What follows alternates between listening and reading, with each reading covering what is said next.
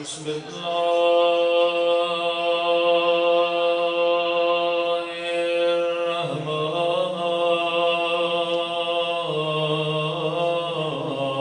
الرحمن الرحيم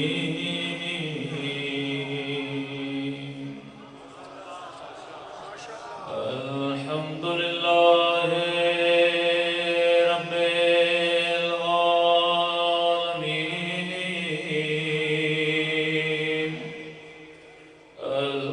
الحمد لله كما هو أهله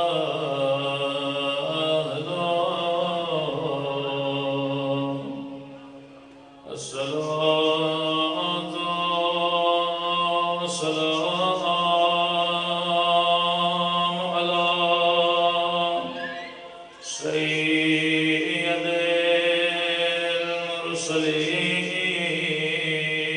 المرسلين وخاتم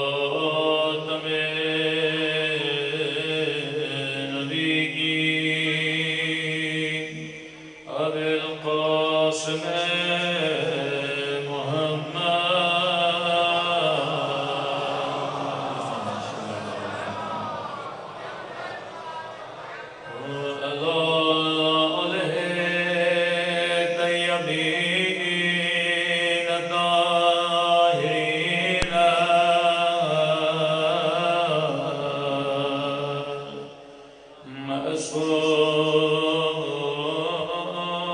معصومين سب مل کے قبولیت کی رات ہے فرزند زہرا کے ظہور کی دعا اللہم کل ولیک حجت ابن الحسن صلواتک علیہ وعلی آبائه في هذه الساعة وفي كل ساعة وليا وحافظا وقائدا ودليلا وعينا حتى تسكنه أرضك تهوى وتمتعه فيها طويلا برحمتك يا أرحم الراحمين سبق محمد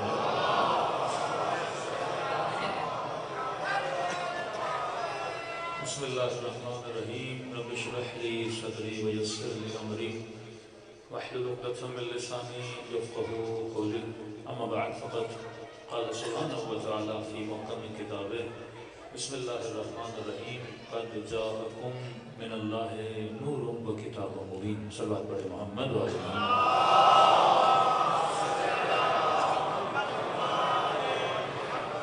سب سے پہلے دعا ہے پروردگار عالم ہم سب کی عبادتوں کو اپنی بارگاہ میں قبول فرمائے اور جو مقصد زندگی لے کر وہ چاہے محفل جشن ہو یا مجلس عزا ہو جو مقصد حیات لے کر یہاں پہ آتے ہیں خدا ہم سب کو ان مقاصد میں کامیابی عطا فرمائے اللہ کی سب سے بڑی نعمت جو اس زمانے میں خدا نے اہل بیت کے چاہنے والوں کو دی وہ نعمت محبت محمد و آل محمد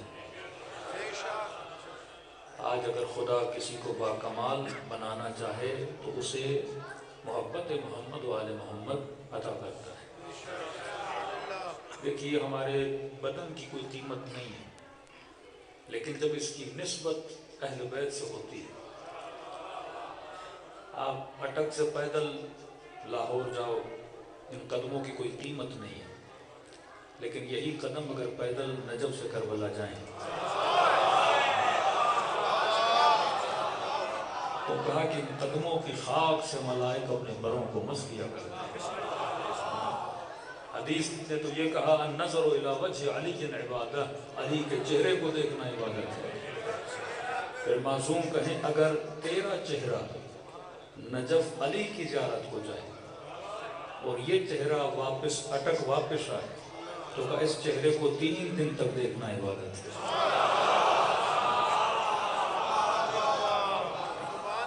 تو ہمیں کیا سمجھایا جا رہا ہے؟ اگر با کمال بننا چاہتے ہو تو تجھے کمال کے ساتھ ملنا پڑے گا۔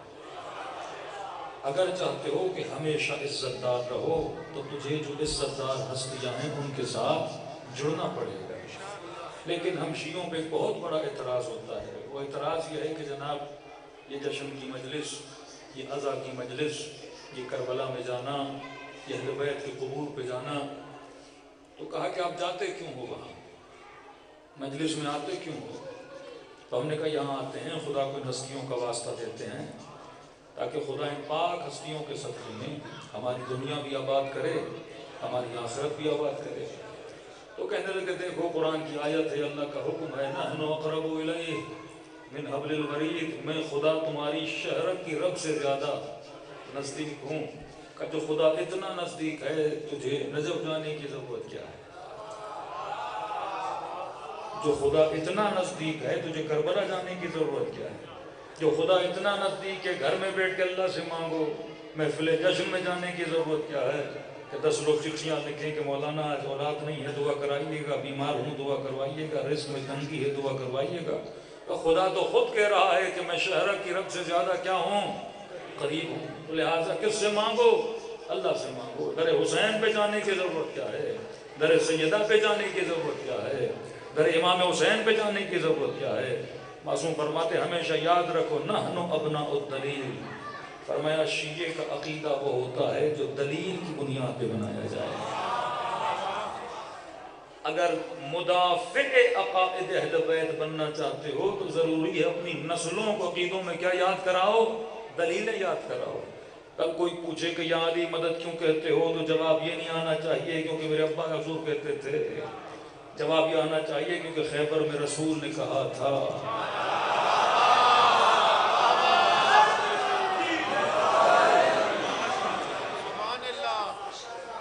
قرآن کی آیت کے مطابق دلیل دینی چاہیے، کیونکہ دلیل ہوگی تو آپ مذہب کا کیا کرو گے؟ دفاع بھی کر سکو گے، حفاظت بھی کر سکو گے۔ تو شیعہ کبھی لڑتا نہیں، جھگڑتا نہیں۔ معصوم فرماتے ہیں لڑتا وہ ہے، گالم گلوچ وہ کرتا ہے جس کے پاس دلیل نہیں ہوتی۔ فرمایا تمہاری پیدائش میں بھی دلیل ہے، تمہارے عقیدے میں بھی دلیل ہے، تمہارے مکتب میں بھی دلیل ہے، جسے تم نے امام بنایا اس کے امام بننے میں بھی دلیل ہے۔ کسی نے امیر المومنین سے پوچھا کہ مولا عقل مند کی تعریف کیا ہے؟ امام نے خوشی سے کہا، فرمایا سب سے زیادہ اگر کائنات میں کوئی عقل مند ہے وہ علی بن ابی طالب کا شیعہ ہے۔ مولا دلیل تو دیجئے کہ شیعہ عقل مند کیوں ہے؟ امام فرماتے ہیں عقل مند ایک نشانی بتا دوں، فرمایا عقل مند کا پتہ عقل مند کے چناؤ سے چلتا ہے۔ آج آپ پتہ لگانا چاہو کہ میں عقل مند ہوں یا بے وقوف ہوں، مولا فرماتے دیکھ لو تمہارا چناؤ کیا ہے، تمہارا انتخاب کیا ہے۔ انگلش میں بولیں تو تمہاری سلیکشن کیا ہے۔ کہ مولا پھر شیعہ عقل مند کیوں ہے؟ کہ وہ عقل مند نہیں تو کیا ہے؟ جس نے اپنا امام علی کو چنا۔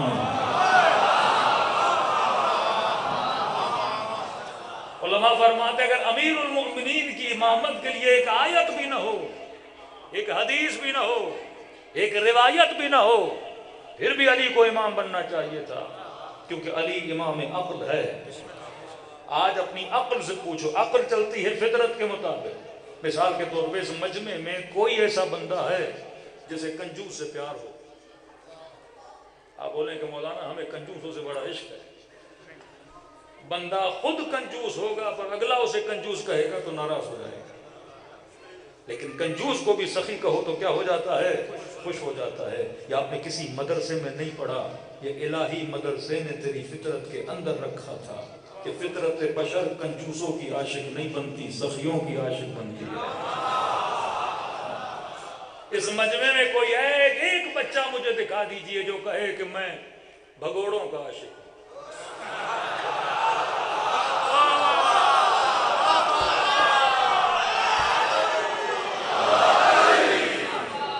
دیکھیے اگر طریقے اہل بیت سے چلیں گے تو بڑی آسانی سے پوری دنیا کو ہدایت دے سکتے ہیں۔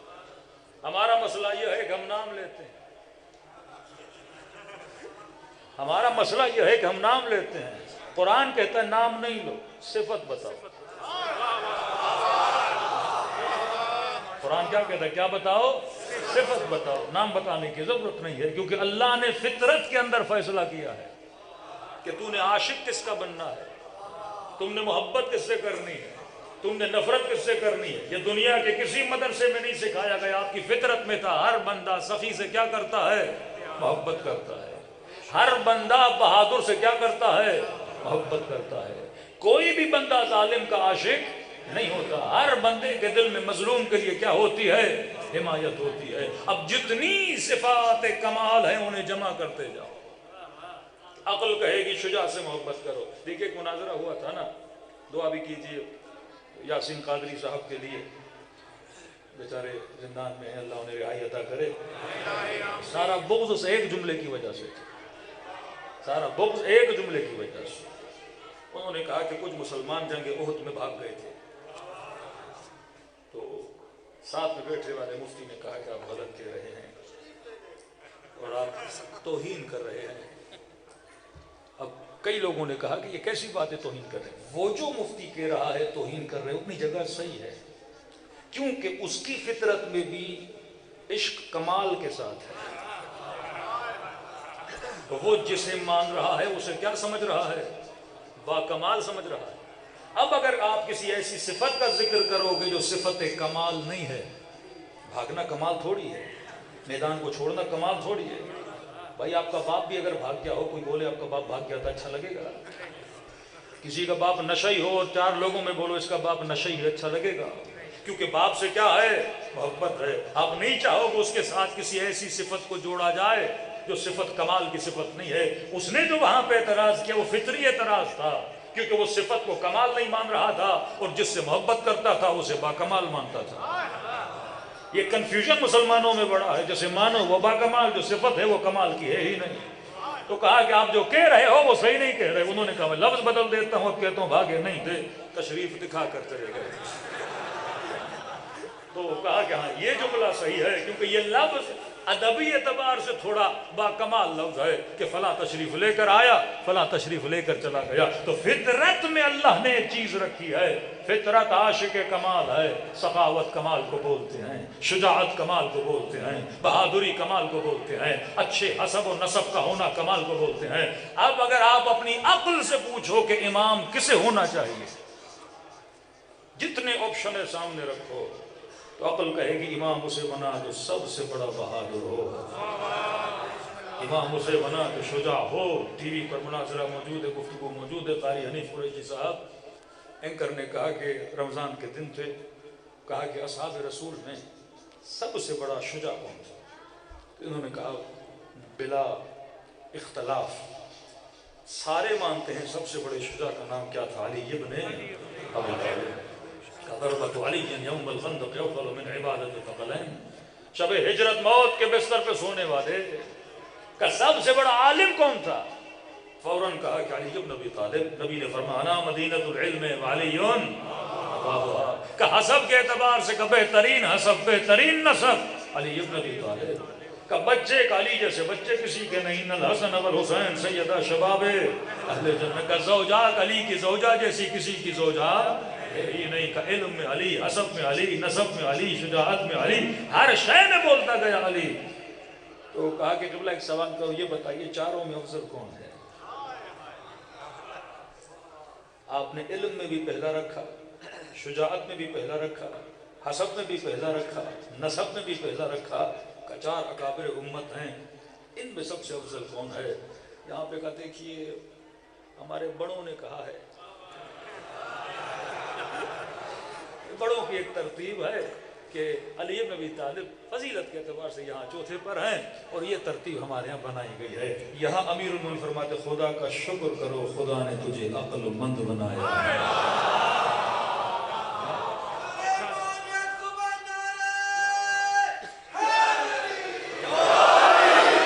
انسان کی عقل کا پتہ انسان کے انتخاب سے چلتا ہے۔ فرمایا جس نے اپنا امام کسے چنا؟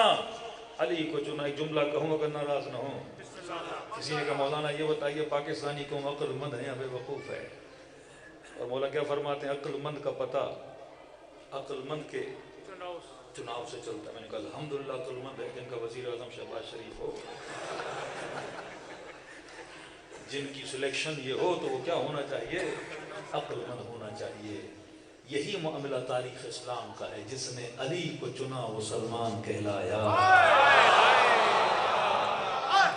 یہی کربلا کی جنگ ہے، جس نے حسین کو چنا وہ حبیب ابن مظاہر کہلایا۔ یہی فرق شمر و حر ہے، شمر نے یزید کو چنا، حر نے حسین کو چنا۔ عقل مند کا پتہ فرما، کیونکہ صفت کمال ہے۔ جب تک انسان عاشق کمال نہ بنے تو اہل بیت کا ربط مجھے کیا بناتا ہے؟ با کمال بناتا ہے۔ ان کی محبت مجھے کیا بناتی ہے؟ با کمال بناتی ہے۔ فاسق کی محبت تجھے زوال میں لے جائے گی، متقی کی محبت تجھے کمال میں لے جائے گی۔ تو کہا جناب اپنی مجلسوں میں اہل بیت کا نام کیوں لیتے ہو؟ کیونکہ خدا تو یہ کہہ رہا ہے کہ نحن اقرب الیہ من حبل الورید، میں شہرک کی رگ سے زیادہ کیا ہوں؟ قریب۔ مسلمان ابھی تک لفظوں میں اٹکا ہوا ہے۔ جناب اللہ نے تو کہا کہ میں شہرک کی رگ سے زیادہ قریب ہوں۔ میں نے کہا قریب ہے نا کہاں؟ تو اس کا مطلب ہمیں اللہ کے قریب جانے کی ضرورت نہیں ہے، کیونکہ وہ خود کہہ رہا ہے کہ میں شہرک کی رگ سے زیادہ کیا ہوں؟ قریب ہوں۔ اب نماز پڑھی تو ایک ہی نیت کی، روزہ رکھا ایک ہی نیت کی، حج کیا ایک ہی نیت کی، عمرہ کیا ایک ہی نیت کی، زکوٰۃ دی ایک ہی نیت کی، تراویح پڑھی ایک ہی نیت کی۔ نیت ہر عبادت کی نیت ایک ہے۔ 2 رکعت نماز پڑھتا ہوں قربتاً، جب وہ قریب ہے تو دعا کیوں کر رہا ہے؟ ہر بندہ یہ دعا کر رہا ہے خدا نماز پڑھ رہا ہوں تاکہ کس کے قریب ہو جاؤں؟ جبکہ خدا خود کہہ رہا ہے کہ میں کیا ہوں؟ تیرے قریب ہوں۔ تو دعا بنتی ہی نہیں، لوجک کے خلاف ہے۔ فرماتے یہاں قرب سے مراد یہ قرب جسمانی نہیں کہ آپ بولیں اس وقت مائک سب سے زیادہ مولوی کے قریب ہے۔ اللہ اگر جسم رکھتا تو بول سکتے قریب۔ یہاں قرب سے مراد قرب روحانی ہے کہ وہ تو تیرے قریب ہے، لیکن بتا تو بھی اس کے قریب ہے کہ نہیں۔ اب اگر قریب ہونا چاہتا ہے پھر اسے ڈھونڈ جو رب سے سب سے زیادہ کیا ہے؟ قریب ہے۔ ہم نے کہا ہم دلیل لے کر بیان کریں گے۔ ہاں اگر نبی نے اپنی دعاؤں میں علی کا نام نہ لیا ہوتا تو ہم بھی اپنی دعاؤں میں اہل بیت کا نام نہ لیتے۔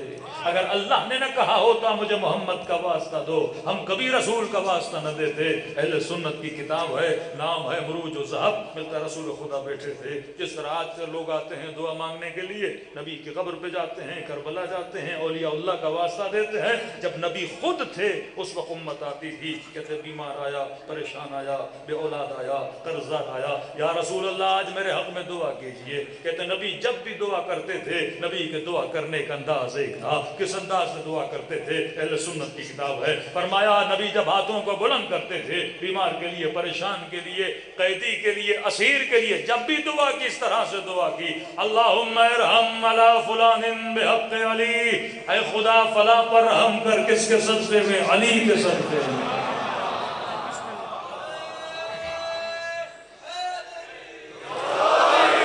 ضروری تو نہیں ہے نام سب ڈائجسٹ کر لیں۔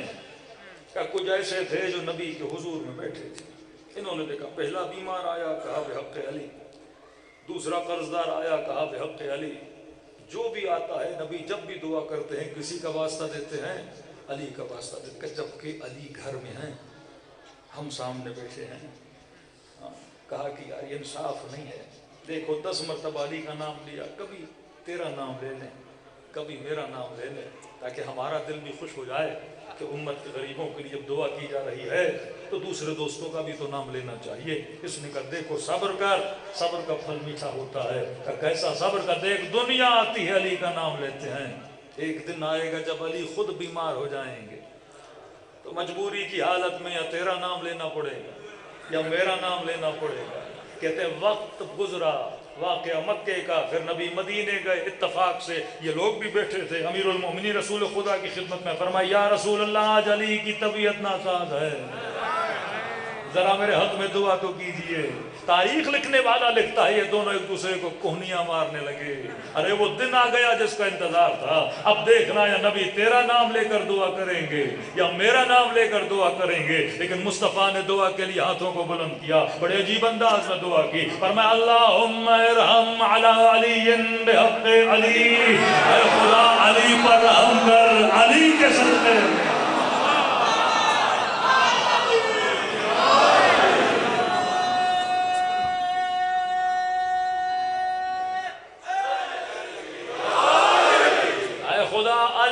رحم فرما، کس کے صدقے میں؟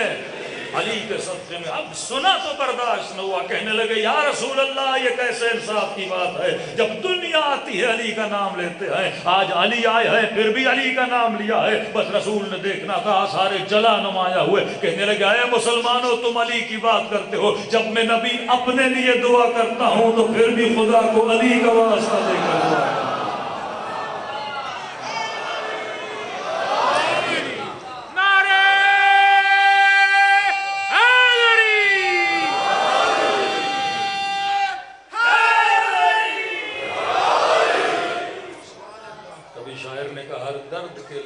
سجا ہے دوا کا نام، حاجت سے پوچھ لے کبھی حاجت روا کا نام. اگر تجھ کو یقین نہیں تو آزما کے دیکھ، مشکل کی موت ہے میرے مشکل کشا.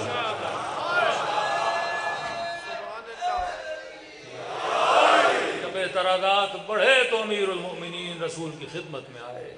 فرمایا یا رسول اللہ دعا کرتے ہیں میرا نام لیتے ہیں، اعتراض ہوتا ہے آپ میرا ہی نام کیوں لیتے ہیں؟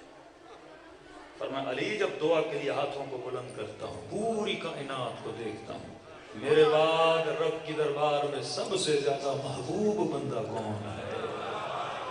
مجھے تیرے علاوہ کوئی اور ملتا ہی نہیں ہے. آج کون ہے امت کا شخص جو کہے کہ آل رسول اللہ کے نزدیک سب سے زیادہ محبوب نہیں ہے؟ فطرت کمال کی عاشق ہے، فطرت کمال کی عاشق ہے. یہاں ایک بچہ آپ مجھے نہیں دکھا سکتے ایگزام میں فیل ہوا ہوگا لیکن فیل ہونا اسے اچھا نہیں لگتا. کوئی کہے کہ جناب تھوڑی چیٹنگ کرا دیتے ہیں پاس ہو جاؤ گے، یہ چیٹنگ کر کے بھی پاس ہونے کو پسند کرتا ہے، کیونکہ کمال فیک بھی ہو تو انسان کو اچھا لگتا ہے. کسی جھوٹے کو مسلمان سچا کہیں وہ خوش ہو جاتا ہے، کیونکہ صفت کمال ہے. جب آپ کے ساتھ جڑتی ہے تو آپ کیا ہو جاتے ہو. ہمارے استاد ایک واقعہ سناتے، کہتے ہیں ایک سندھ کا گاؤں تھا تو وہاں پہ ایک گاؤں والے کی بیوی مر گئی تو کہا کہ بیٹھ کے رو رہا تھا تو اس کے ساتھ سے ایک اور بندہ نکلا. اس نے کہا جناب رو کیوں رہے ہو؟ اس نے کہا بیوی مر گئی. کہ ہم تو دعا کر رہے ہیں اور تو رو رہا ہے اوپر سے. تو کہا بیوی کے جانے پہ نہیں رو رہا. کہ کس پہ رو رہے ہو؟ کہ مر گئی ہے، پیسہ نہیں ہے، اتنے لوگوں کو دعوت دینی ہے، کھانا کہاں سے کھلاؤں، پیسے نہیں ہے. اب یہ تھا میراثی پنجاب میں ہوتے ہیں کہ نہیں مجھے نہیں پتا. اس نے کہا تجھے مانگنا نہیں آتا. کہ کیا مطلب؟ کہ ہمارے گاؤں کا وڈیرا ہے اس سے جا کے مانگو، اتنی زمینیں ہیں، پیسے ہیں، مال ہے، دولت ہے. کہ وڈیرا اتنا کنجوس اپنی مرغی کسی کو نہ دے، اور آپ کہتے ہو میں جا کے بیل مانگو. کہ یہی کہہ تو رہا ہوں میراثی نہیں ہو تجھے مانگنا نہیں آتا. دیکھو مانگنے کا بھی طریقہ ہوتا ہے. کئی لوگ کربلا جاتے ہیں ہر کسی کو نہیں ملتا، کئی لوگ رب کے دربار میں بیٹھتے ہیں ہر کسی کو عطا نہیں ہوتا. یہ تو ہنر ہے مانگنے کا ہنر. کہ کیا مطلب؟ کہ میرے ساتھ آؤ میں تجھے بیل دلاتا ہوں. اس نے کہا ہو ہی نہیں سکتا. کہا آؤ تو صحیح. پوچھتے پوچھتے وڈیرے صاحب کہاں ہیں پتہ چلا اپنی زمینوں پہ کھڑے ہیں. تقریباً کوئی فاصلہ تھا لیکن اتنا فاصلہ کہ وڈیرا اس کی آواز کو سن سکے. اس نے کہا چپ کر کے خاموش رہو، اگر بیل چاہیے. کہا جی. اس نے دور سے کہا تجھے نہیں پتا اس وڈیرے کا دادا کتنا سخی تھا. گاؤں کے بندے نے کہا بندے خدا پورا گاؤں جانتا ہے ایک نمبر کا کنجوس تھا. مولا علی فرماتے کنجوس نہ علی کو اچھا لگتا ہے نہ بیوی کو اچھا لگتا ہے. کہ کیسی تعریفیں کا بیل چاہیے کہ نہیں چاہیے؟ کہا وہ تو چاہیے کہ پھر چپ کر کے سنو کہ اس کا دادا اتنا سخی تھا، گاؤں میں جس کو جو مسئلہ ہو اس وڈیرے کا دادا دیتا تھا۔ کہ پھر چند قدم اور آگے بڑھا، پھر کہا کہ دادا تو دادا، اس وڈیرے کا بابا بڑا سخی تھا، کسی کی زمین کا مسئلہ وہ اس نے دے دیا، کسی کے بیل مر گیا اس کی جگہ پہ دے دیا، کسی کو پیسوں کا مسئلہ تھا دے دیا۔ کہا بہت تعریفیں ہو گئی، اب جا کے بیل مانگے؟ کہا ابھی بھی نہیں۔ تھوڑا اور آگے بڑھا، کہ دادا تو دادا تھا، بابا تو بابا تھا، یہ وڈیرے نے سخاوت میں دونوں کو پیچھے چھوڑ دیا، اس کے در سے آج تک کوئی خالی ہاتھ نہیں گیا۔ اس نے کہا اتنی تعریفیں کر دی، اب تو بس کر دے گا، تھوڑی دیر ٹھہر، 4-5 جملے اور بولے تو وڈیرے نے اپنی مونچھوں کو اکتاؤ دیا۔ اس نے کہا تیرا کام ہو گیا۔ آگے بڑے، سلام دعا ہوئی، کیا ہوا؟ کہ وڈیرے صاحب پریشان ہے، بیوی مر گئی، کھانا کرنا ہے، ایک بیل کے لیے پریشان۔ میں نے کہا ایسے وڈیرے کے ہوتے ہوئے کسی کو پریشان ہونے کی ضرورت کیا ہے؟ اس نے کہا ایک بیل میرے ہوتے ہوئے کہاں، قبلہ آپ کے ہوتے ہوئے ایک بیل کی وجہ سے پریشان ہے۔ اس نے اپنے نوکر کو کہا اس کو ایک بیل نکال کے دے دو۔ میرے استاد کہتے تھے اگر کنجوس کی بھی جھوٹی تعریف کرو وہ سخی بن جاتا ہے، اور بندے خدا خدا تو ہے ہی سخی، تو اس کی تعریفیں کیوں نہیں کرتا؟ اہل بیت تو ہے ہی سخی، اگر ہم اس میں بھی کنجوسی کریں، رب کی حمد و ثنا میں بھی کنجوسی کریں، تو فطرت بشر میں خدا نے ایک چیز رکھی ہے۔ فطرت بشر کس چیز کی عاشق ہے؟ بہادر کی عاشق ہے۔ فطرت بشر کس چیز کی عاشق ہے؟ کمال کی عاشق ہے۔ خدا نے آپ کے اندر رکھا، عاشق کمال بنو۔ آج نسلیں اگر ایک چیز کو سمجھ جائیں تو ان کی دنیا بھی آباد ہو جائے، ان کی آخرت بھی آباد ہو جائے۔ اب آپ کہیں گے اگر فطرت عاشق کمال ہے تو پھر ان انسانوں میں کوئی شمر کیوں بنتا ہے؟ پھر کوئی یزید کیوں بنتا ہے؟ پھر کوئی دشمن محمد اور آل محمد کیوں بنتا ہے؟ کیوں کہ یہ کمال کو پہچاننے میں کیا کر دیتا ہے؟ غلطی کر دیتا ہے۔ اب معصوم سے پوچھا مولا ہم کمال کو پہچانے کیسے کہ کمال کیا ہے؟ کوئی بندہ حسن کو دیکھ کے عاشق ہو گیا، کوئی بندہ طاقت کو دیکھ کے عاشق ہو گیا، کوئی بندہ مال کو دیکھ کے عاشق ہو گیا۔ کہ مولا بچے تو بچے کیسے؟ آج کوئی مال کے پیچھے، کوئی تخت کے پیچھے، کوئی حکومت کے پیچھے۔ اب یہ جو تخت کے پیچھے ہے یہ کیا سمجھ رہا ہے اگر تخت مل گیا تو میں کیا بن جاؤں گا؟ با کمال بن جاؤں گا۔ یزید سمجھ رہا ہے اگر مجھے تخت مل گیا میں کیا بن جاؤں گا؟ با کمال بن جاؤں گا۔ امام حسین یہ کہہ رہے ہیں اگر میں راہ خدا میں شہید ہو گیا تو کیا بن جاؤں گا؟ با کمال سمجھ جاؤں گا۔ یزید تخت کو کمال سمجھ رہا ہے، حسین شہادت کو کمال سمجھ رہے ہیں۔ کوئی اطاعت خدا کو کمال سمجھے، کوئی مخالفت خدا کو کمال سمجھے۔ کہ مولا بتائیے تو صحیح کہ کمال کیا ہے؟ جملہ سمجھے معصوم کا۔ معصوم فرماتے کمال وہ ہے جسے کبھی زوال نہ ہو۔ وہ کمال ہو ہی نہیں سکتا جسے زوال آ جائے۔ کہ اگر چہرے کی وجہ سے تم نے کسی کو با کمال سمجھا، یہ بتا حسن کب تک باقی رہے گا؟ جوانی میں حسین تھا، جیسے بڑھاپا آیا کھالوں میں کیا پڑ گئیں؟ جھریاں پڑ گئیں۔ کہ آج دنیا کا ایک طاقتور دکھا جو ہمیشہ طاقتور رہا ہو، دنیا کا ایک حسین دکھا جو ہمیشہ حسین رہا ہو۔ امام حسین سے کسی نے پوچھا مولا کمال دنیا اور کمال آخرت کا فرق بتائیے۔ امام فرماتے کمال دنیا محدود ہے، کمال آخرت لا محدود ہے۔ لذت دنیا محدود ہے، لذت آخرت لا محدود ہے۔ تبھی آغا نراقی کا جملہ فرماتے دنیا کے ہر لذت کی انتہا نجاست ہے۔ پانی پیو انتہا نجاست ہے، کھانا کھاؤ انتہا نجاست ہے، لذت نکاح لوگے انتہا نجاست ہے۔ اور میں آپ سے پوچھ اب کس لذت کے عاشق بننا چاہتے ہو جس کی انتہا نجاست ہے، یا ایسی لذت کے عاشق بنو جس کی ابتدا بھی نور ہے اور انتہا بھی نور ہے؟ مولا حسین یہ بتائیے کہ کمال، امام حسین فرماتے کمال وہ ہے جسے کبھی زوال نہ ہو۔ اب مولا دو مثالیں دیتے ہیں کہ مولا لذت دنیا، کیونکہ لذت مل رہی ہے تو آپ کیا سمجھتے ہو؟ کمال ہے۔ کھانا کھایا لذت ملی، گھومنے گئے لذت ملی، شہوت پائی لذت ملی، تو انسان کہتا ہے یہ کیا ہے؟ کمال ہے۔ مولا فرماتے ہیں یہ کمال نہیں، کیونکہ اسے کیا ہے؟ زوال ہے۔ مثال بڑی پیاری دی۔ معصوم فرماتے اگر فرق جاننا چاہتے ہو کہ لذت روح کیا ہے، لذت جسم کیا ہے، تو ان دو چیزوں کو دیکھ لو۔ بڑا کون سی چیزیں؟ فرمایا جسے کھانا کھا کر مزہ آئے، یہ لذت جسم ہے. جسے کھانا کھا کر مزہ آئے یہ لذت جسم ہے. اور فرمایا جسے کھانا کھلا کر مزہ آئے یہ لذت روح ہے. بڑا باریک فرق ہے. کھانا میں کھاؤں مجھے مزہ آئے تو بات سمجھ آتی ہے، لیکن اگر کوئی مومن غریب ہو، کوئی مسکین ہو، کوئی یتیم ہو، اگر میں اسے کھانا کھلاؤں مجھے کیوں مزہ مل رہا ہے؟ میرے پیٹ میں جائے تو مجھے مزہ آئے نا، لیکن کسی غریب کو کھلاؤں تو مجھے مزہ کیوں آتا ہے؟ امام فرماتے ہیں کیونکہ جب تو کھاتا ہے یہ لذت جسم ہے، جب کسی کو کھلاتا ہے یہ لذت روح ہے. اور کہا جو تو نے کھایا 6 دن کے بعد بھی سوچے گا تجھے اس کی لذت یاد نہیں ہوگی، لیکن جسے کھلایا سالوں کے بعد بھی سوچے گا لذت وہی کی وہی باقی ہوگی. تو دنیا سمجھتی تھی کہ اندھیری راتوں میں علی تکلیف اٹھاتے تھے یتیموں کو کھلا کر، لیکن انہیں کیا پتا علی لذت روح لے رہے تھے یتیموں کو کھلا کر.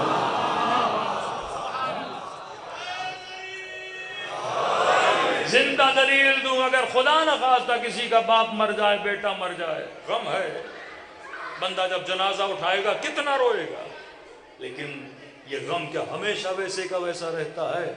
1 سال کے بعد، 2 سال کے بعد، 3 سال کے بعد غم کیا ہوتا جاتا ہے؟ کم ہوتا جاتا ہے. کیونکہ یہ غم بھی دنیا کا غم ہے، لیکن نہ حسین کے غم کو زوال ہے، نہ ان کی محبت کو زوال ہے. 70 80 سال کے بزرگ یہاں بیٹھے ہیں. ہے کوئی بندہ کہے کہ پچھلی محرم میں جتنا رویا تھا اس محرم میں غم پرانا ہو گیا؟ ہر سال غم ایسے تازہ ہوتا ہے جیسے خاک شفاعت حسین کا خون تازہ ہوتا ہے. نہ تو ان کا غم پرانا ہوتا ہے، نہ ان کی خوشیاں پرانی ہوتی ہیں، نہ ان کی محبت کی لذت پرانی ہوتی ہے. پوری دنیا گھوم کے سوچو گے مزہ نہیں ملے گا، لیکن جو ایک مرتبہ کربلا ہو کر آیا آج بھی سوچے گا زیارت کربلا اسے لذت دے گی. کیونکہ یہ کمال ہے اور کمال کو کبھی زوال نہیں ہے. یہ چیز اپنی نسلوں کو سمجھاؤ کہ میرے لال مجلس حسین رکھی اسی لیے گئی تاکہ تجھے کیا بنایا جائے؟ عاشق کمال بنایا جائے. ایک سائیکلوجیکلی بات کر رہا ہوں. امیر میں فرماتے من عرف نفسہ فقد عرف ربہ، جس نے خود کو پہچانا اس نے خدا کو پہچانا. مسلمانوں نے سب سے بڑی غلطی یہ کی انہوں نے اپنے بچوں کو معرفت النفس کا علم دیا ہی دیا کہ اگر دشمن شناس نہیں بنو گے تو دشمن سے بچو گے کیسے؟ ہم نے اس بچے کے ہاتھ میں موبائل بھی دیا، ٹی وی بھی دی، نیٹ فلکس بھی دیا، ٹک ٹاک بھی دیا، فیس بک بھی دیا، انسٹاگرام بھی دیا، لیکن اسے یہ سکھایا نہیں کہ تم نے عاشق کس کا بننا ہے. اسے سکھایا نہیں کہ دنیا زوال کے لیے نہیں ہے، کمال کے لیے. لیکن دنیا کا خاصہ ہے، اسے کمال ملتا ہے، لیکن کمال کے بعد کہاں جاتی ہے؟ زوال کی طرف. دنیا میں کوئی چیز رکتی نہیں ہے. چھوٹا سا دانہ ہے، مٹی میں ڈالو، پانی دو، دانہ حرکت کرتا ہے کمال کی طرف. شاخہ نکلتا ہے، درخت بنتا ہے، پھل دیتا ہے، کیا بن جاتا ہے؟ با کمال بن جاتا ہے. شکم میں بچہ نطفہ ہو، مضغہ ہو، علقہ ہو، بچہ بنتا ہے، پیدا ہوا چھوٹا تھا، آہستہ آہستہ کیا بنتا جاتا ہے؟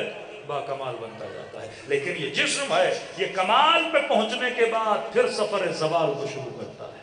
یہ جوانی کے بعد بڑھاپے کی طرف جاتا ہے. حسین سیب لاؤ گے پھر گندا ہو جاتا ہے، بہترین آم لاتے ہو پھر بدبودار بن جاتا ہے، تازہ تازہ خوشبودار پھول لاتے ہو پھر یہ خوش بن جاتا ہے، خوشبو ختم ہو جاتی ہے. تو دنیا مجھے کیا میسج دیتی ہے؟ ہاں میں باکمال ہوں لیکن ہمیشہ باکمال نہیں ہوں. لیکن تو جس کا عاشق بن وہ ایسا ہو جسے کبھی زوال ملے ہی نہ، جس کا حسن کبھی ختم ہو ہی نہ، جو یہاں پر بھی مومنوں کا امیر ہو قیامت میں بھی مومنوں کا امیر ہو. کیوں کہا کربلا گیا تو کربلا کیا ہے؟ مومنوں کی جنت ہے. جنت کیوں بولتے ہو؟ جسے دیکھ کر جنت محسوس ہو، جس کی محفل میں بیٹھ کر انسان خود کو باکمال سمجھے.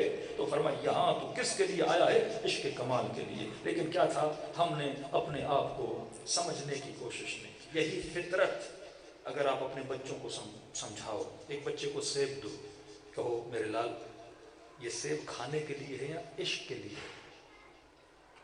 سیب محبت کے لیے ہے یا کھانے کے لیے؟ لیکن اگر بچہ اس سے محبت کر لے تو یہ 4 دن کے بعد غم میں چلا جائے گا، کیونکہ سیب کیا ہو جائے گا؟ گندا ہو جائے گا. پیسہ استعمال کے لیے ہے، محبت کے لیے نہیں ہے. گھر استعمال کے لیے، محبت کے لیے نہیں ہے. کرسی استعمال کے لیے، محبت کے لیے. کیونکہ محبت کرو گے جیسے کرسی چھنے گی بندہ بی پی کا مریض ہو جائے گا. انما المال والبنون فتنہ، یہ اولاد فتنہ بن جاتی ہے ان لوگوں کے لیے جو اولاد سے محبت کر بیٹھتے ہیں. رب کی محبت کے مقابلے میں ہر چیز کائنات کی استعمال کے لیے ہے. اولاد ہے، شادی ہے، رشتے ہیں، ہر چیز آپ کے استعمال کے لیے ہے. لیکن فرمایا کبھی ان کی محبتوں میں گرفتار نہ ہونا، کیونکہ محبت کی جب وہ چیز چھنے گی تو کیا ہو جاؤ گے؟ پریشان ہو جاؤ گے. اب انہوں نے کس طرح آپ کی نسلوں کی سائیکولوجی سے کھیلا. یہ ہر بچے کے ہاتھ میں آج موبائل ہے. پوری فلم انڈسٹری جو آج ہمارے بچوں کو، ہماری بچیوں کو، آج سب سے زیادہ اگر کسی چیز پہ کام ہو رہا ہے، کس پہ ہو رہا ہے؟ دماغ پہ ہو رہا ہے. سب سے زیادہ آپ کی فکر پہ کام کیا جا رہا ہے. یہ دنیا بازار محبت ہے. وہ آپ کے بچوں اور نسلوں کی دلوں میں ایسی محبتیں ڈالتے ہیں کہ یہ کس سے دور ہو جائے؟ محبت خدا سے دور ہو جائے. یہ ناچنے والے، یہ گانے والے، یہ بدکاریاں کرنے والے، یہ ظلم کرنے والے کیا لا الہ الا اللہ محمد رسول اللہ کلمہ نہیں پڑھتے؟ لیکن آج کیوں محمد رسول اللہ سے دور ہیں؟ آج کیوں مکتبی نہیں ہیں؟ آج کیوں فکر امیر المومنین سے دور ہیں؟ کیونکہ دل اغیار کی محبت کا اسیر بن چکا ہے. اور آپ کے بچوں کو مجلس حسین میں بلا کے کس کا اسیر بنایا جاتا ہے؟ اسیر محبت علی ابن ابی طالب بنایا جاتا ہے. مجلس حسین نجاست کے پیالوں کو خالی کر دیتی ہے اور پاک محبت آپ کے نسلوں کے دلوں کے اندر ڈال دیتی ہے. دیکھیے کسی بھی فلم کے اندر اگر کوئی ہیرو بنتا ہے تو ہیرو کیسے بنتا ہے؟ فطرت سے کھیلتے ہیں وہ. کیونکہ دنیا والوں کے پاس اصلی ہیرو نہیں ہے، لیکن فطرت کو کوئی ہیرو چاہیے. فطرت کسی نہ کسی بہادر کی عاشق بننا چاہتی ہے. دنیا کی کسی بھی مووی کا کوئی ہیرو دکھا سکتے ہو جو بزدل ہو.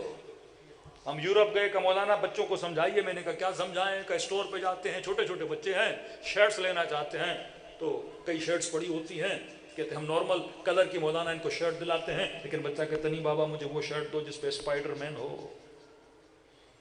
جس پہ بیٹ مین ہو، جس پہ آئرن مین ہو.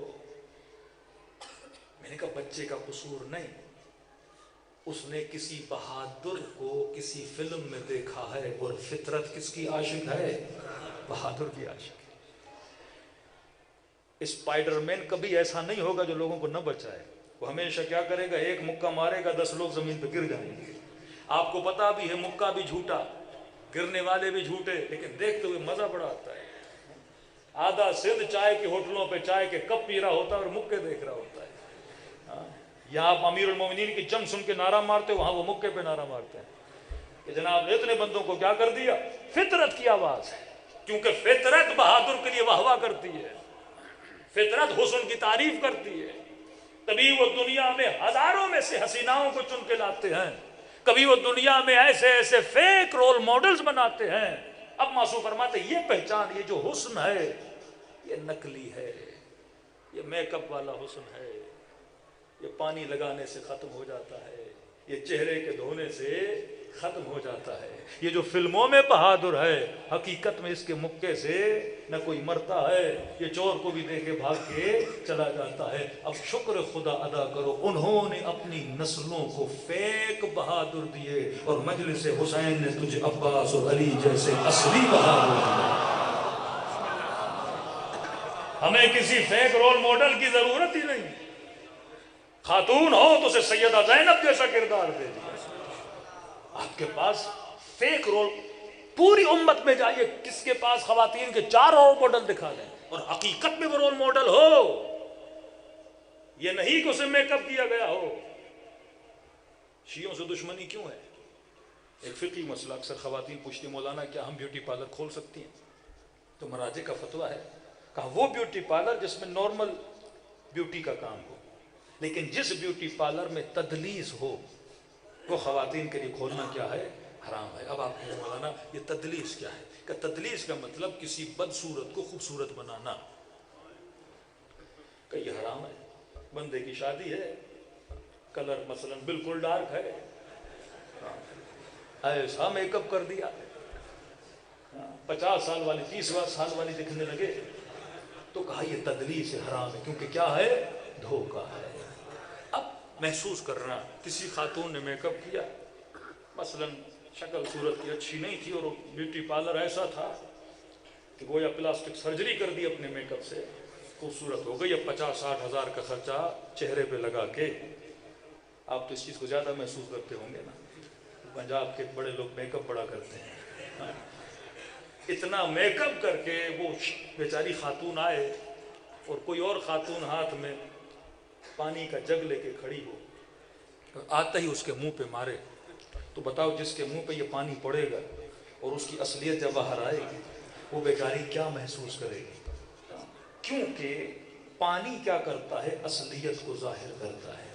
شیعوں سے دشمنی کیوں ہے؟ کیونکہ شیعہ نقلی چہروں پہ پانی ڈال کے اصلی چہرے دکھانا جانتے ہیں۔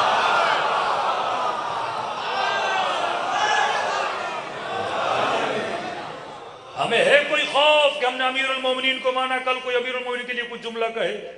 ہم کہتے علی بہادر تھے، اور تاریخ میں ہے کہ بہادر تھے۔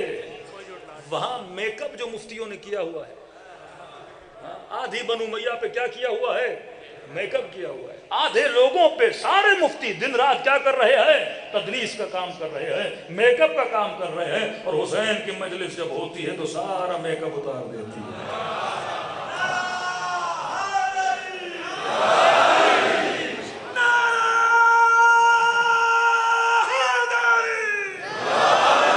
آسان لفظوں میں سمجھا رہا ہوں، دشمنی بنی کیوں؟ کل جوانات مولانا امام موسیٰ کاظم 14 سال زندان میں، امام رضا زہر مل گئی، امام جواد کو قتل کر دیا گیا، مولا علی کو ضربت لگائی۔ جب اہل بیت اتنے اچھے تھے تو مارتے کیوں تھے؟ اس لیے مارتے تھے کیونکہ اہل بیت چہروں سے کیا کرتے تھے؟ نقاب اتارتے تھے۔ جب پوری مارکیٹ میں نقل مال بک رہا ہو اور کوئی اصل لے کے آ جائے تو سارے نقلی اس کے کیا بن جائیں گے؟ دشمن بن جائیں گے۔ 40 سے زیادہ مسلمان ملک ہیں، دشمنی ایک ملک سے کیوں ہے؟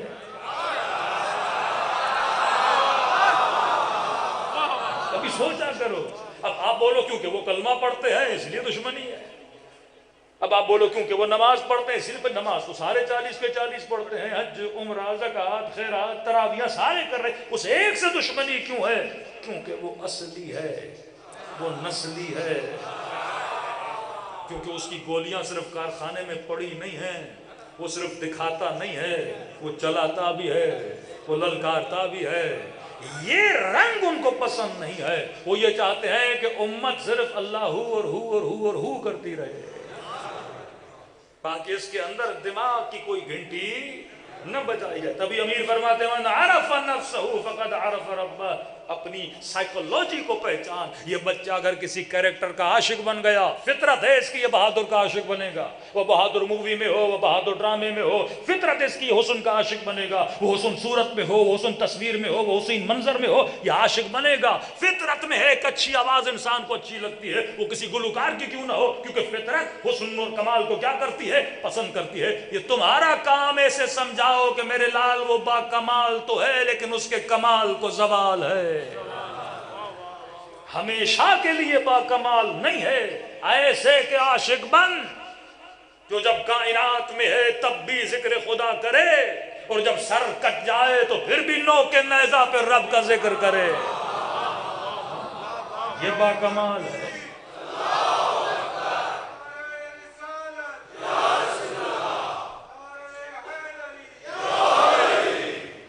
ذکر کر رہا ہے لیکن نو کے نیزہ پہ بھی کیا کرے؟ رب کا ذکر کرے۔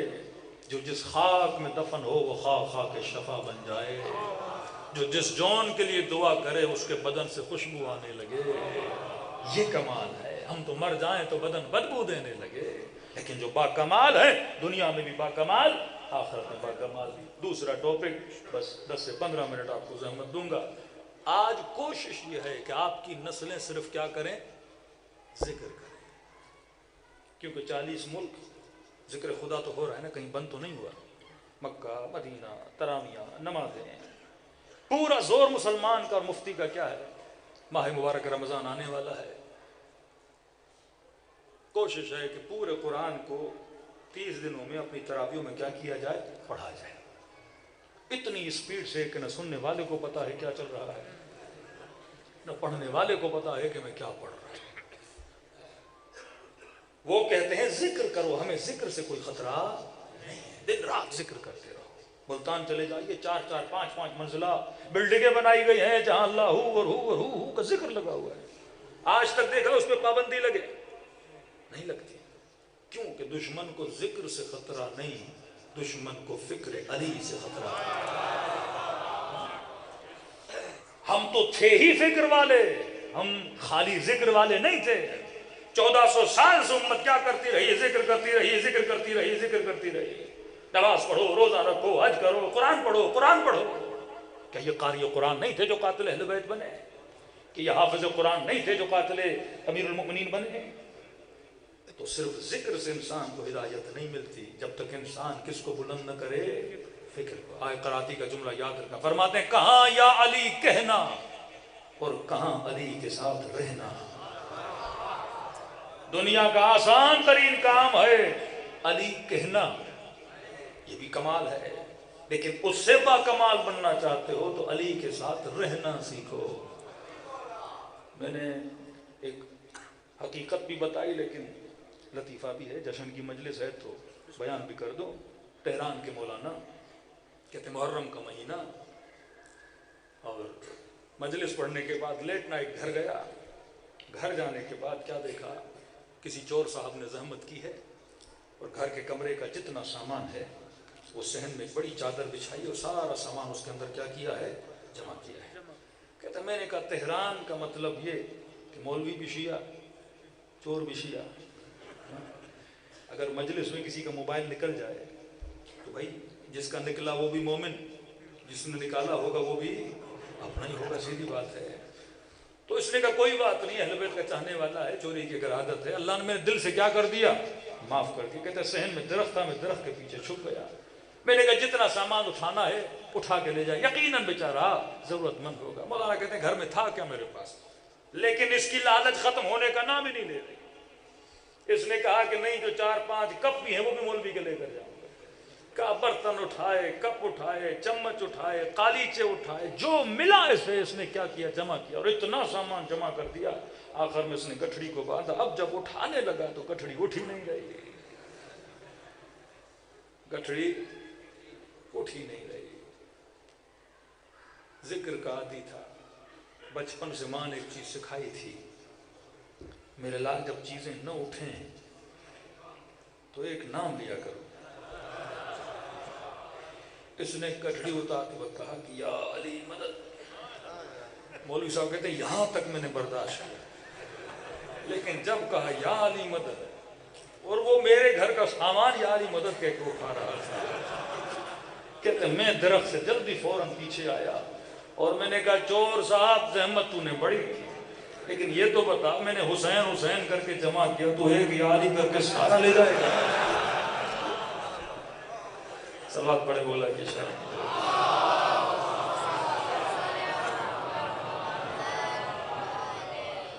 کہا میں نے حسین حسین کر کے کیا کیا, جمع کیا, تو ایک یا علی کر کے کیا رہ رہا ہے, سارا سامان لے جائے گا. کسی کا دیکھو سارا سامان تیرا ہوا, میں نے تجھے دل سے کیا کیا, معاف کیا, لیکن اس کی ایک شرط ہے. شرط یہ ہے کہ میرے کمرے میں آؤ, ایک کپ میرے ساتھ بیٹھ کے کیا پیو, چائے پیو. ابھی تو نے مجھے ذکر سنایا کہ ایک کپ چائے پیو, میں تجھے فکر علی سناتا ہوں. تھوڑی دیر کے لیے بیٹھا کہ چور یہ بتا اہل بیت پاک ہیں کہ نہیں, ہر طرح کی نجاست سے دور ہیں کہ نہیں, ہر طرح کی نجاست سے دور ہیں. کہ پھر یہ بتا علی کا نام نجاستوں میں لیا جاتا ہے یا طہارتوں میں لیا جاتا ہے؟ بچے کو یہ تو سکھایا کہ اٹھتے بیٹھتے یا علی کہو, لیکن یہ بھی سکھاؤ یا علی کہاں کہو. کہ مولوی صاحب مجھے تو پتہ ہی نہیں تھا, جب آپ کی دیوار بھی پھلانگ رہا تھا اس وقت بھی میں نے یا علی کہا تھا. کہ علی کا نام نجاستوں میں نہیں, طہارتوں میں. ہمیں کئی لوگ درگاہوں پہ لے جاتے ہیں, مولانا چلیے فلاں ولی اللہ ہے اس کی آپ زیارت کریں. ہم نے کہا ٹھیک ہے, ایک درگاہ پہ گئے, زیارت کر کے باہر نکلے, چرس کی سلفیاں اور مولا علی کے نعرے لگ رہے ہیں. یہ وہ لوگ ہیں جنہیں ذکر کا پتہ ہے پر علی کی فکر کا پتہ نہیں. سلمان وہ تھا جسے فکر علی کا بھی پتہ تھا. کربلا میں 2 طرح کے مسلمان ملیں گے, ایک کا نام ہر ہے ایک کا نام شمر ہے، ذکر حر بھی کرتا تھا، ذکر شمر بھی کرتا تھا۔ قرآن کی ایک سورت ہے سورہ حمد، سورہ حمد ایک دعا ہے جو ہر مسلمان پہ واجب ہے، اہدنا الصراط المستقیم۔ اب سوال ہے شمر نماز پڑھتا تھا کہ نہیں؟ یہ بحث ہے ہی نہیں کہ دشمن اہل بیت نماز نہیں پڑھتے تھے، مسئلہ نماز کا ہے ہی نہیں۔ مسئلہ یہ ہے جو نماز پڑھ رہا ہے اس کے اندر فکر اہل بیت ہے کہ نہیں، جو عبادت کر رہا ہے اس کے سینے میں معرفت محمد اور آل محمد ہے کہ نہیں۔ میں نے کہا شمر نے بھی نماز پڑھی، حر نے بھی نماز پڑھی، شمر نے بھی ایک دعا کی، حر نے بھی ایک دعا کی۔ شمر نے دعا کی اہدنا الصراط المستقیم، حر نے بھی کہا اہدنا الصراط المستقیم۔ سوال تو خدا سے بنتا ہے پروردگارہ، دعا دونوں نے کی، لیکن ایک دعا کرنے کے بعد قاتل حسین بنا، دوسرا دعا کرنے کے بعد ناصر حسین بنا۔ جملے وہی ہیں، نماز وہی ہے، دعا وہی ہے۔ دعا کس سے مانگی جا رہی ہے؟ خدا سے مانگی جا رہی ہے۔ اللہ کی آواز آئے گی، ہاں دعا دونوں نے کی، لیکن ایک قاتل بنا ایک ناصر بنا۔ خدا یا ماجرا کیا ہے؟ رب کی آواز آئے گی، ہاں ذکر دونوں کر رہے تھے، لیکن فرق یہ تھا کہ شمر صرف ذکر کر رہا تھا اور ذکر بھی کر رہا تھا، ساتھ میں فکر بھی کر رہا تھا۔ آج امت میں جس چیز کی کمی ہے وہ فکر اہل بیت کی کمی ہے۔ آج ہم نام قرآن کی آیت قولوا لا الہ الا اللہ تفلحوا، کہو لا الہ الا اللہ، کیا ہو جاؤ گے؟ کامیاب۔ کتنے مسلمان کامیاب ہیں؟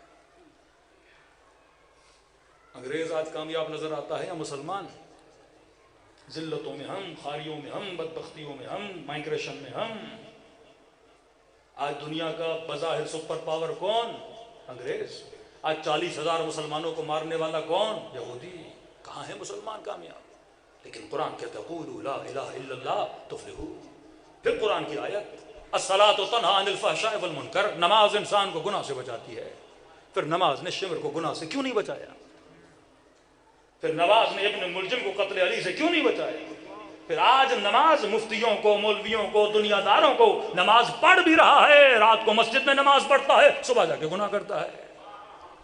تو نماز نے کیوں نہیں بچایا؟ کیونکہ ہم صرف ذکر کر رہے تھے کہ وہ نماز گناہ سے بچاتی ہے جس میں فکر علی ابن ابی طالب ہو، وہ لا الہ الا اللہ جس کی روح تمہارے وجود کے اندر ہو، تب جا کے بچو گے۔ آخری جملہ اور ممبر حوالے کروں، انڈیا کا ایک گاؤں تھا، وہ ایک مولانا صاحب تبلیغ کے لیے گئے۔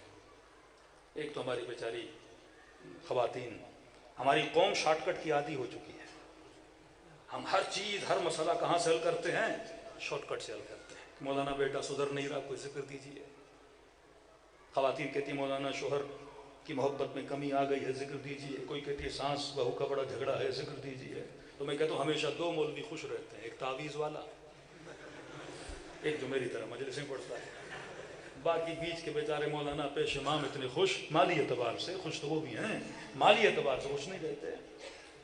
تو مولانا کہتے ہیں کہ ہم بکھر کے رہنے والے، کہتے ایران سے پڑھ کے کوئی 10-15 سال 20 سال زندگی علم حاصل کرنے پہ لگائی، جب گاؤں میں پہنچے پورے گاؤں کو پتا چلا بہت بڑا مولوی آیا ہے 20 سال پڑھنے کے بعد۔ کہتے میں انتظار میں تھا کوئی خاتون آئے گی، فقہی مسئلہ، شرعی مسئلہ، عرس کے مسائل، وضو کے مسائل، نماز کے مسائل پوچھیں گی، لیکن پتہ چلا بہت بڑا مولوی ہے۔ کہ مولوی صاحب ہمارے بہت بڑے بڑے مسئلے ہیں۔ کیا مسئلے ہیں؟ کہ مولوی صاحب میری سانس مجھ سے بڑا لڑتی ہے۔ سنا ہے آپ اتنے بڑے مولوی ہو، میں 4-5 اہل سنت کی خواتین کو بول کے آئی ہوں، تمہارے مولوی کیا ہیں؟ یہ تو ہمارا مولوی ایران سے آیا ہے۔ تمہارے تعویذ کیا ہیں؟ ہمارے مولوی کا تعویذ دیکھنا۔ اس نے کہا بندی خدا میں کیا وہاں تعویذ کا علم پڑھنے گیا تھا؟ کہا پھر مولوی کیسے ہو؟ تعویذ ہی نہیں آپ کو لکھنا آتا تو ہم آپ کو مولوی کیسے مانیں؟ میں نے کہا شاید ایک بندی، اگلے دن دوسری، تیسری، چوتھا، پانچواں، چھٹا، ہر بندہ اسی چکر کے پیچھے۔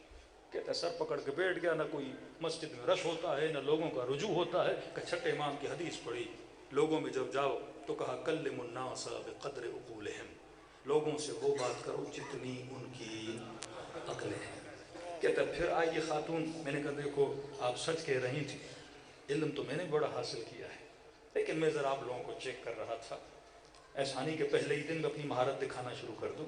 کہ کیا مسئلہ ہے گھر میں؟ کہ میری سانس مجھ سے بڑا لگتی ہے، صبح ہوتی نہیں، صبح کا ناشتہ ہوتا نہیں، جھگڑا، گالم گلوچ، پھر باتیں برتن ٹوٹنے تک، سر کا درد بنا ہوا ہے۔ کہ کیا چاہتی ہو؟ کہ کوئی ایسا تعویذ ہو کہ اس میں اس کا منہ کیا ہو جائے، بند ہو جائے۔ کہ ٹھہرو، کہتے میں کاغذ لایا، اس خاتون کو یہ کاغذ لو۔ کہ مولوی صاحب اس کاغذ کا کیا کرنا ہے؟ پنکھے پہ باندھوں، پتھر کے نیچے دوں، کسی تیل میں ڈبو کے جلاؤں، یا دریا میں اس کو پھینک دوں؟ کہ تو میں نے تعجب سے کہا بھائی تو نے تو پی ایچ ڈی کی ہوئی ہے۔ کہتی ہر تعویذ آزما لیا لیکن کسی کا اثر ہی نہیں ہو رہا۔ تو اس نے کہا نہیں، تعویذ بھی بڑا ہے، اس کا طریقہ بھی نیا ہے، پرانے سارے طریقے فیل ہیں۔ کہ کیا کروں؟ کہ دیکھو جیسے لڑائی شروع ہو تعویذ کو دینا دانتوں کے نیچے، جتنی وہ گالیاں دے اتنا تو دبانا، وہ جتنا دباؤ گی اتنا اثر تعویذ میں کیا ہوگا؟ زیادہ ہو جائے گا۔ کہا ٹھیک ہے مولانا صاحب، یہ تعویذ لے کر چلی گئی۔ مولانا صاحب کہتے ہیں 3 دن کے بعد جو گاؤں میں مجھے کوئی کھانے پینے کا نہیں پوچھتا تھا، اچانک لسی، مکھن، چاول کی روٹی، ساگ کہاں سے آیا؟ کہ فلاں خاتون کے گھر سے آیا ہے۔ اب اس نے پورے گاؤں میں بات پھیلا دی کہ مولوی ایسا کہ 3 دن میں تعویذ نے اثر کر دیا۔ سارا مولانا کہتے اتنا رش بڑھ گیا، کہتے کئی دنوں کے بعد خاتون پھر آئی۔ میں نے کہا تعویذ ہے؟ کہا مولانا وہ تو پلو کے ساتھ باندھا رہتا ہے، جھگڑا شروع دانتوں کے نیچے اور دبانا شروع کر دیتی ہوں۔ کہا ایسا اثر کوئی 5-6 منٹ میں اثر دکھا دیتا ہے۔ کہ تعویذ دو۔ اس نے تعویذ دیا۔ کہ تعویذ کھولو۔ تعویذ کھولا، کیا دیکھا؟ گورا کاغذ ہے، کچھ بھی نہیں لکھا۔ اسی وقت اس سے میں آگے مولوی صاحب میں نے اتنی آپ کی پبلسٹی کر دی اور میرا اتنا مذاق اڑا دیا کہ مجھے سفید کاغذ دیا، کہ یہی تو میرا کمال ہے، لوگوں کے لکھے ہوئے اثر نہیں کرتے۔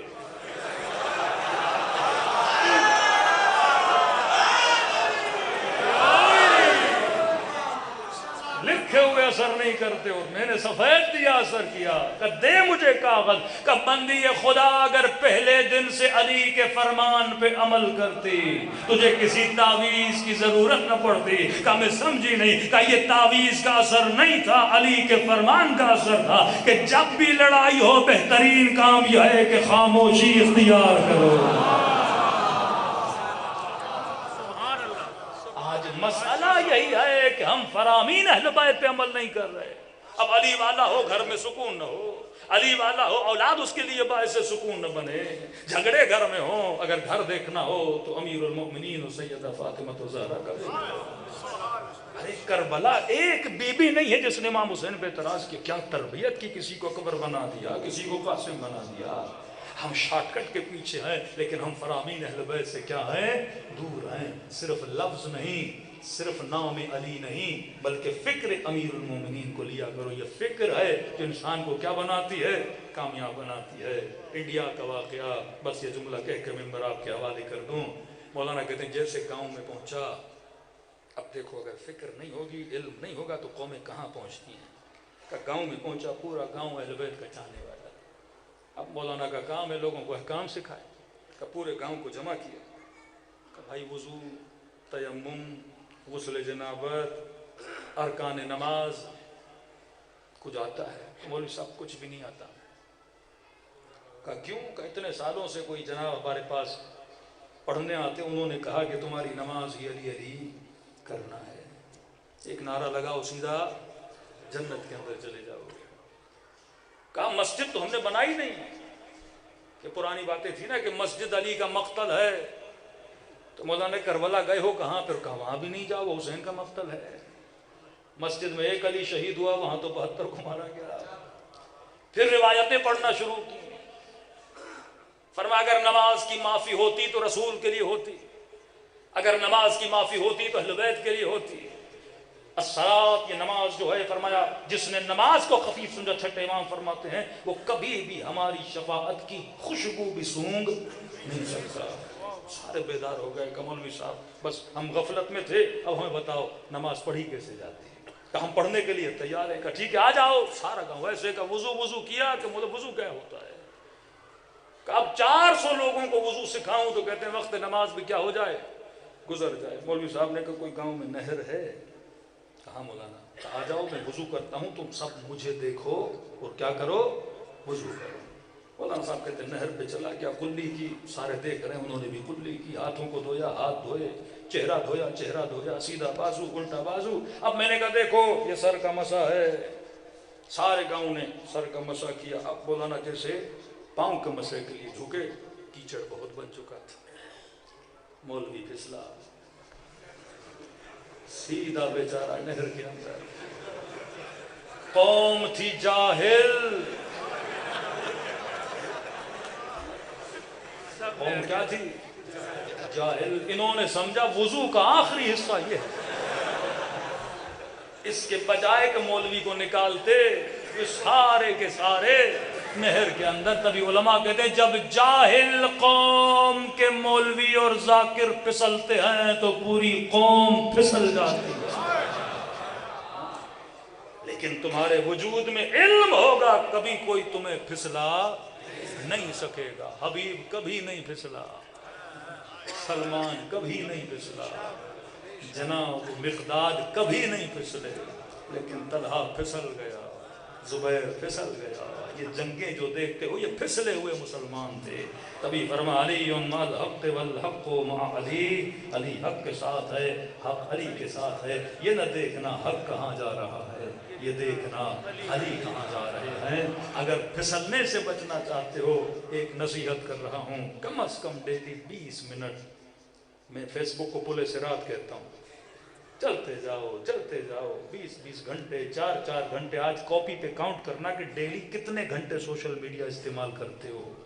کم از کم 20 منٹ اہل بیت کے فرامین پڑھو، 20 منٹ کوئی کتاب پڑھو، 20 منٹ کوئی تفسیر قرآن پڑھو، تاکہ وجود میں کیا آئے؟ علم آئے۔ علم آئے گا تو اہل بیت کے قریب ہوگی۔ پروردگارا بحق محمد و آل محمد ہماری نسلوں کو ایسا بنا جیسا امام زمانہ دیکھنا چاہتا ہے۔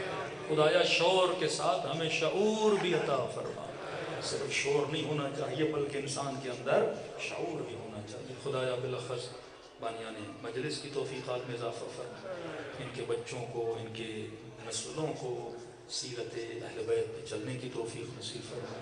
جتنے حاضرین ہیں سب کے گھروں پر اپنی رحمتوں کو، برکتوں کو نازل فرما۔ ہر طرح کی نظر بد و پریشانیوں سے ہم سب کو محفوظ فرما۔ جتنے بھی مرحومین ہیں ان کے درجات کو بلند فرما۔ بالاخص ہمارے مولا اور آقا امام زمانہ کا ظہور فرما۔ ہم سب کو مولا کے عوام اور انصار خاص میں شریک فرما۔ ربنا تقبل منا انک انت السمیع العلیم۔ قبولیت کے لیے ایک مرتبہ صلوات پڑھے محمد و